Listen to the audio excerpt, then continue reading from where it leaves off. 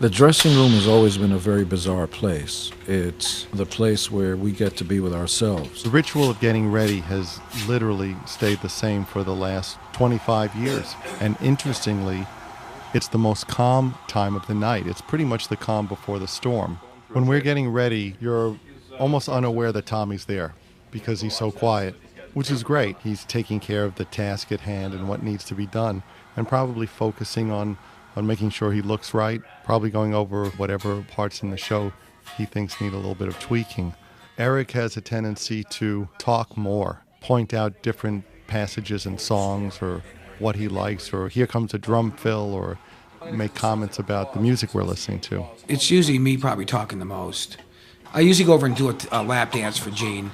I'll do like a MTV rap video dance girl kind of thing. I go over and kind of hump on Gene's leg. Or Every day without fail, he'll come over in his underwear with half of his face in makeup and start humping me like somebody's giving me a lap dance. Tommy's really usually pretty quiet. Paul will joke around, depending on the mood he's in, usually cracking a lot of jokes. Around the corner, you've got Gene, who's talking probably more than anybody. Gene has a tendency to talk, so we turn the music up. I prefer the least amount of talking possible. We try to keep music on, and that helps to keep the talking to a minimum. I usually take longer than everybody else. We all think our individual makeup is the most complex.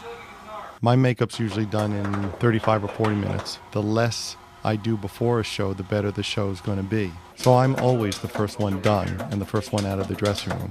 As soon as I'm finished, which is probably 40 minutes before everybody else, I leave and I go to my own room.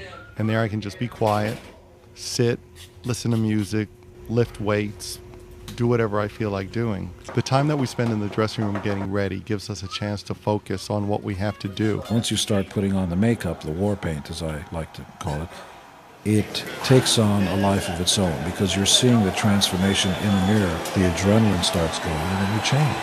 You literally change.